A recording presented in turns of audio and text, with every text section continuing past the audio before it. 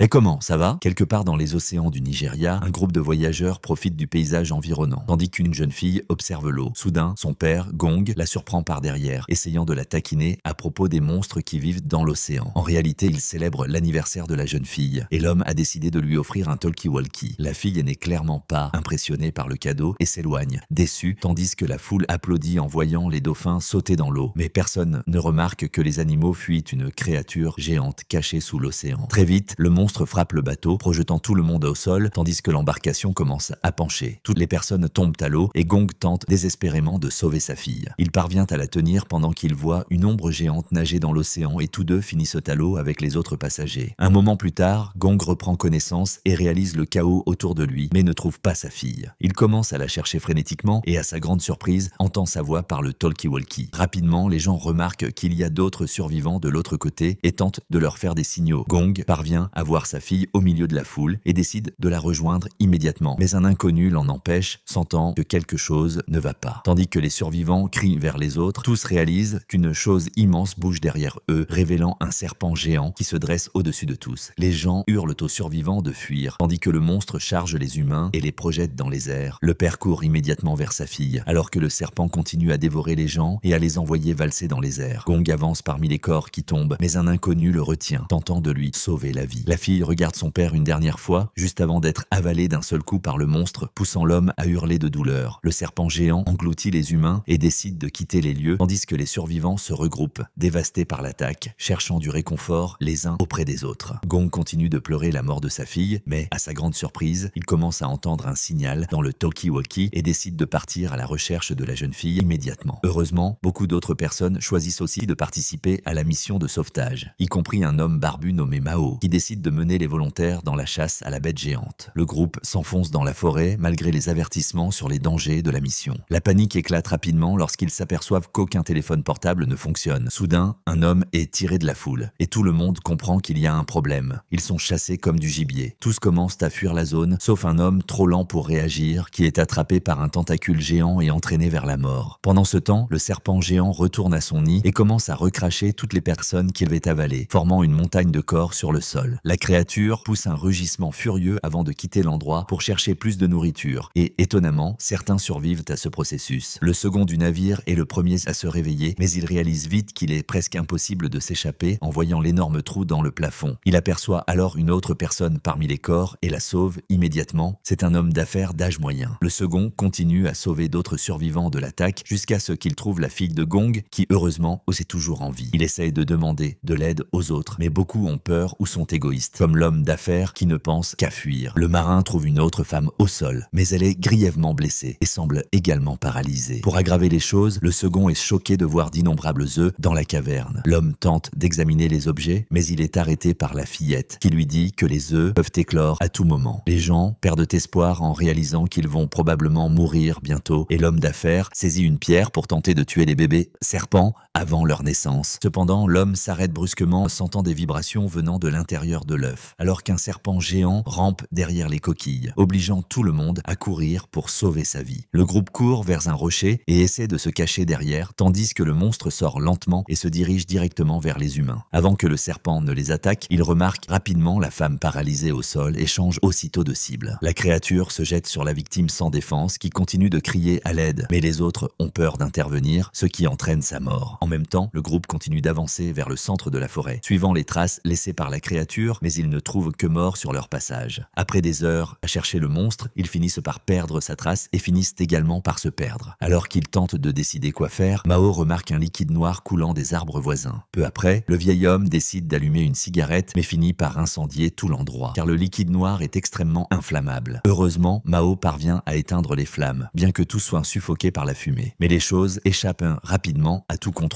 Gong commence à ressentir une forte douleur à la tête et voit tous ses amis lui sourire avec de mauvaises intentions. Il remarque le serpent géant rampant à ses côtés et entend bientôt la voix de sa fille, qui le blâme de ne pas l'avoir sauvé à temps. Soudain, un énorme serpent surgit devant son visage et commence à l'étrangler, tandis qu'il lutte désespérément jusqu'à être aspergé d'un jet d'eau. En réalité, l'homme était simplement en train d'halluciner après avoir inhalé la fumée, et il réalise rapidement que les autres sont traînés par des lianes accrochées aux arbres. Inconscient, la plante géante commence à libérer encore plus de tentacules, tandis qu'ils essaient de réveiller les autres et de les libérer de leur leurs liens. Ils réussissent à sauver presque tout le monde, sauf le marin, qui est entraîné jusqu'à l'arbre. Les lianes commencent à aspirer son sang, le tuant instantanément. Les gens regardent, choqués, alors que la plante s'approche, et ils n'ont d'autre choix que de fuir les lieux. Pendant ce temps, à l'intérieur de la caverne du monstre, les gens ont réussi à tuer le serpent nouveau-né, mais pas avant qu'il ne dévore sa victime. Lorsque l'homme d'affaires finit d'écraser la tête du monstre, il perd le contrôle et commence à accuser tout le monde de la situation. Il se dispute avec les autres survivants, mais une femme nommée Sushi les interrompt, disant qu'ils doivent travailler ensemble s'ils veulent survivre. Pendant ce temps, l'équipe de secours continue de chercher le serpent géant, et Mao prépare une arme pour Gong, sachant que d'autres dangers approchent. Un des membres de l'équipe, nommé Fan, se rend à la rivière pour chercher de l'eau, mais remarque vite que quelque chose ne va pas, car un brouillard épais commence à entourer la zone. Soudain, une créature volante passe à toute vitesse, et l'homme est ce qu'on est choqué de voir qu'il s'agit d'un poisson aux dents énormes. Le monstre bondit de nouveau sur lui, essayant de lui mordre le visage, mais Fan parvient à s'en débarrasser. Il commence alors à entendre des sons étranges venant du brouillard, tandis que d'innombrables piranhas volantes foncent vers lui. Fan court immédiatement vers les autres, les animaux le poursuivant de près, forçant tout le monde à fuir sans attendre. Le groupe tente désespérément d'échapper aux carnivores volants, tandis que le chef commence à les frapper avec sa hache, mais le nombre d'ennemis est clairement trop important. Les gens n'ont d'autre choix que de se cacher derrière les arbres, pendant que Mao essaie de retenir les monstres, offrant une chance à ses compagnons de s'échapper. Mais il se blesse dans le processus. Les créatures reviennent en nombre encore plus grand, forçant Mao à battre en retraite comme le reste de l'équipe. Heureusement, les gens découvrent rapidement que les monstres ne se déplacent que là où il y a du brouillard, ce qui pousse tout le monde à courir immédiatement vers les clairières. Les créatures poursuivent les humains de près, tandis qu'ils courent désespérément pour sauver leur vie, jusqu'à ce qu'ils sortent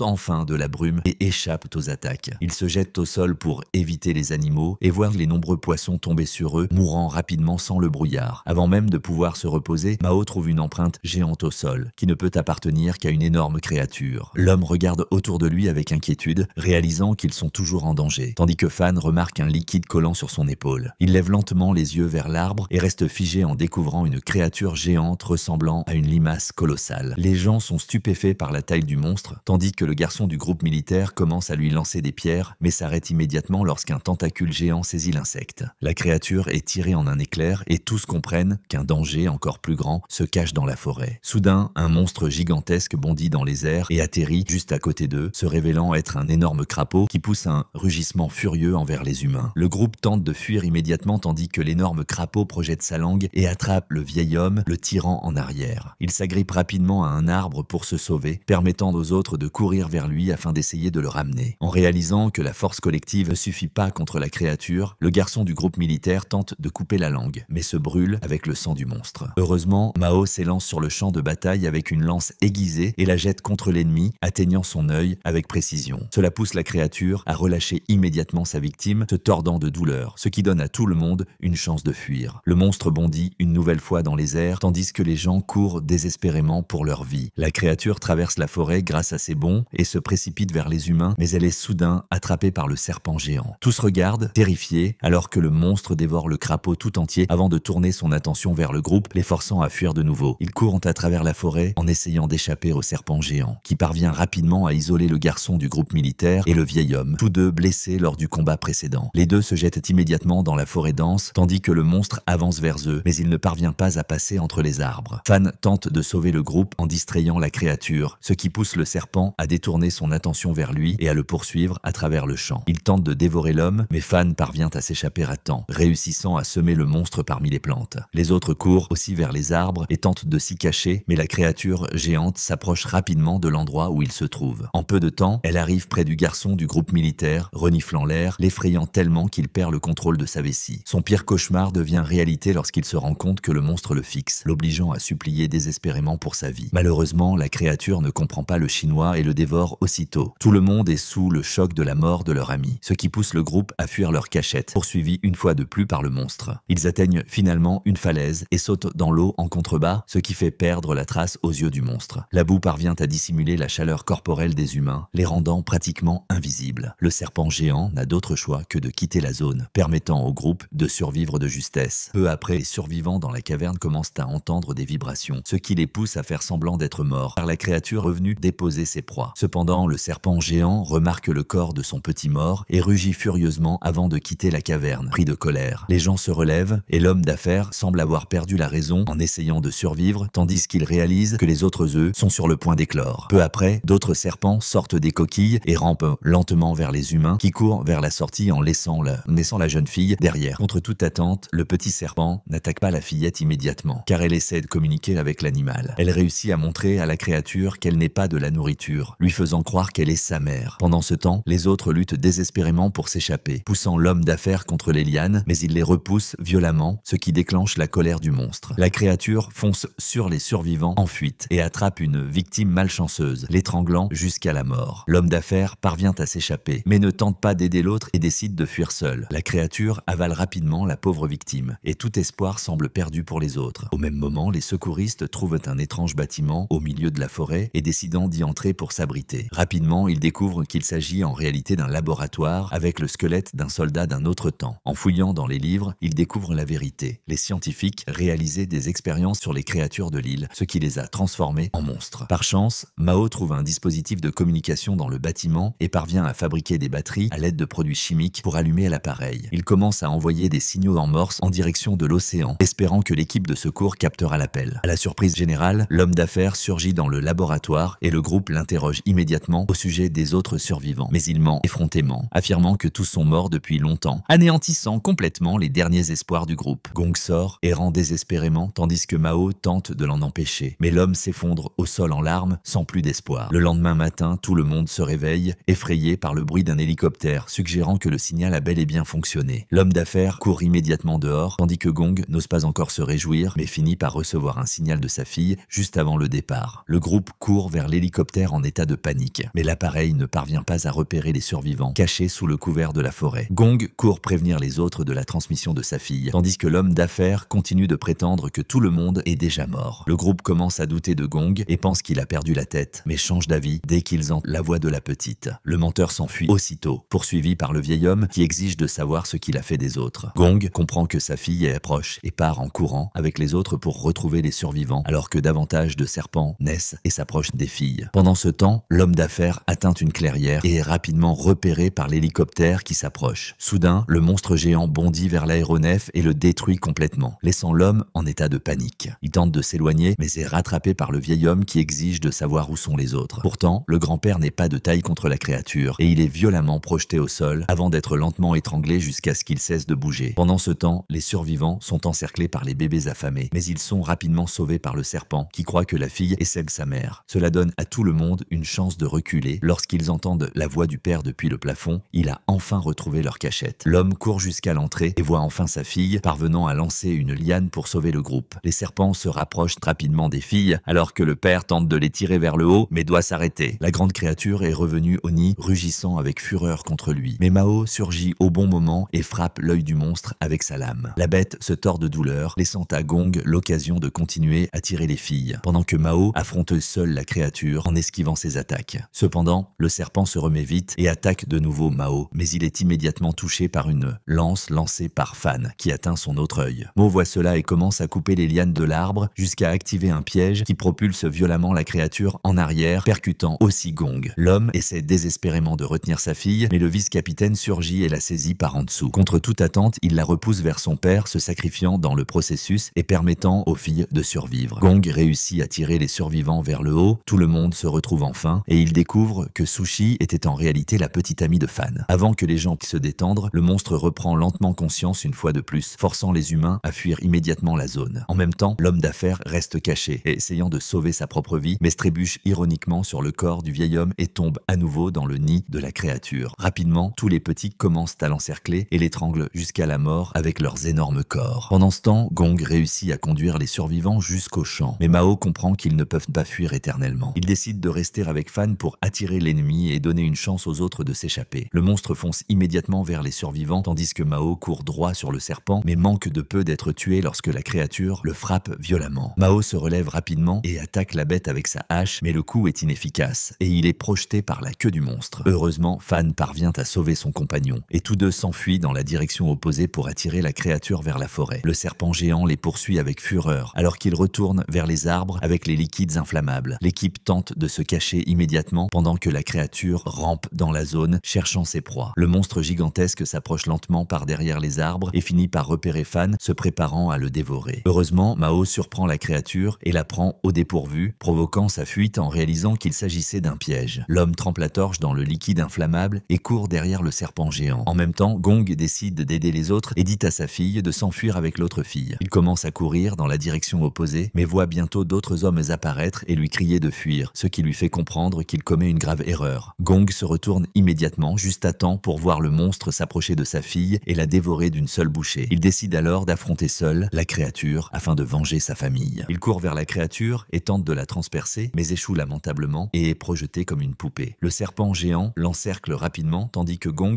se relève difficilement, juste pour faire face au monstre colossal, rugissant furieusement. Cependant, Mao arrive juste à temps avec la torche enflammée, réussissant à attirer l'attention de la créature en élevant la température autour. Le monstre se met aussitôt à le poursuivre et Mao l'attire de nouveau dans la forêt. Il court à travers les liquides inflammables, une fois de plus, avec le serpent géant à ses trousses, se couvrant le corps de produits chimiques. Profitant du moment, il lance le feu sur la créature qui avançait, enflammant le liquide noir et enveloppant la bête de flammes. Le monstre tente de fuir désespérément, mais s'effondre au sol, se transformant en charbon. Gong voit la créature en feu et court rapidement pour sauver sa fille, réussissant à attraper sa main et à la tirer hors de danger. Les gens allongent la fille au sol pendant qu'ils tentent désespérément de la ranimer et après de nombreux efforts, elle reprend enfin conscience. Ainsi se termine Snake 2, film d'horreur et d'aventure sorti en 2019 et je vous attends dans la prochaine vidéo.